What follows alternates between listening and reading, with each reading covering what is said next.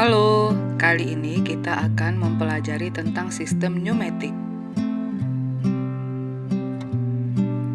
Dalam dunia industri, dibutuhkan bagian-bagian untuk melakukan pekerjaan-pekerjaan seperti clamping, penjepitan, positioning, meletakkan suatu benda sesuai dengan tempatnya, separating, memisahkan dari satu benda dengan benda lainnya, stacking, penumpukan, dan rotating, pemutaran. Karena kita akan membahas tentang aktuator pneumatik, maka kita harus terlebih dahulu mengetahui apa itu sistem pneumatik.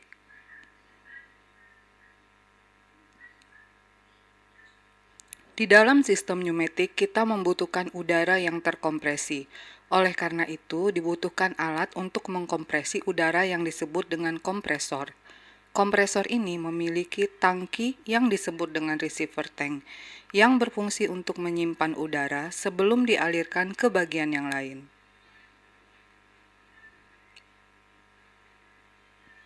Elemen selanjutnya adalah elemen filter dan dryer.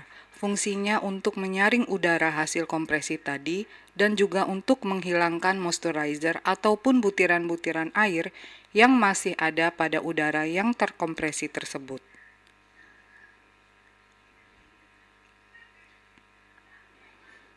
Udara yang melewati filter dan dryer selanjutnya akan dialirkan ke regulator dan lubrikator.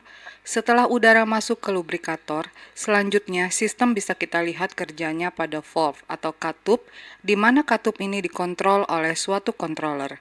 Energi yang berasal dari udara yang terkompresi itu menggerakkan aktuator, di mana di gambar ini silinderlah yang disebut sebagai aktuator.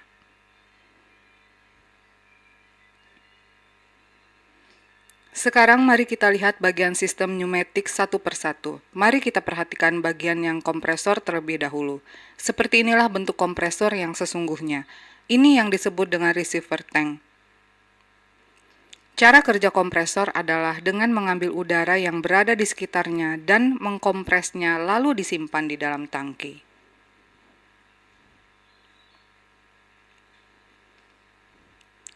Bagian selanjutnya adalah yang disebut dengan unit FRL. F adalah filter, R adalah regulator, dan L adalah lubrikator. Pada skema ini terdapat dryer. Dryer ini sudah termasuk di dalam filter. Tetapi terkadang ada dryer yang di luar dari filter jika sistem pneumatiknya relatif lebih besar. Untuk sistem pneumatik yang sederhana, biasanya memakai seperti yang ada pada gambar ini.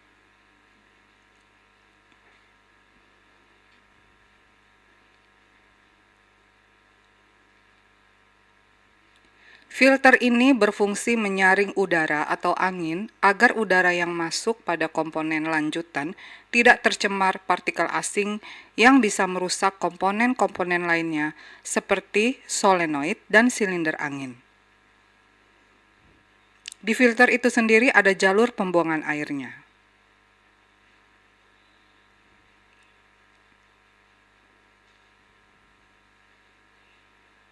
Regulator berfungsi untuk mengatur berapa tekanan udara yang dikehendaki oleh pengguna sistem pneumatik ini. Biasanya, tekanan yang digunakan sekitar 4 bar sampai dengan 6 bar. Yang ditunjuk tanda panah ini adalah bagian di mana kita ingin mengatur besarnya tekanan udara. Di sini juga ada alat ukur tekanan manometer yang berfungsi untuk melihat apakah tekanan yang sudah kita atur sesuai dengan yang kita kehendaki.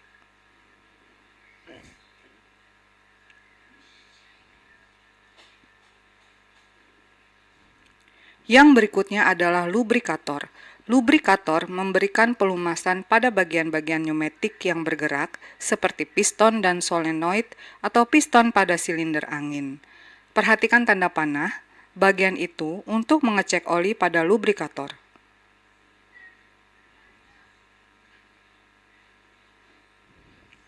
Selanjutnya, setelah udara yang terkompresi itu melewati lubrikator, udara masuk ke valve atau katup.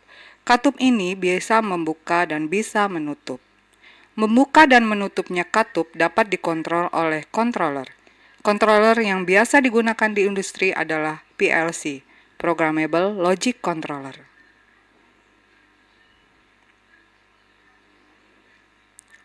Setelah udara yang terkompresi tadi diatur keluar masuknya oleh control valve, atau katup, udara tadi akan menggerakkan aktuatornya.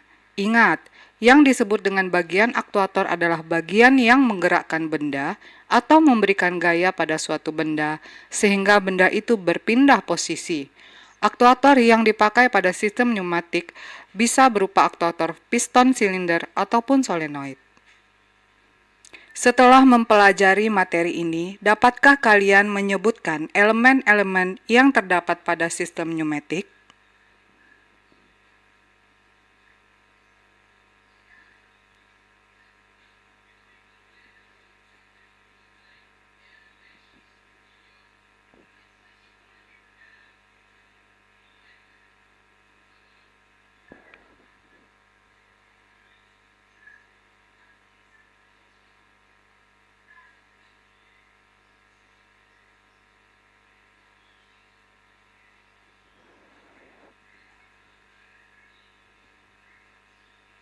Oke, ditunggu komennya ya.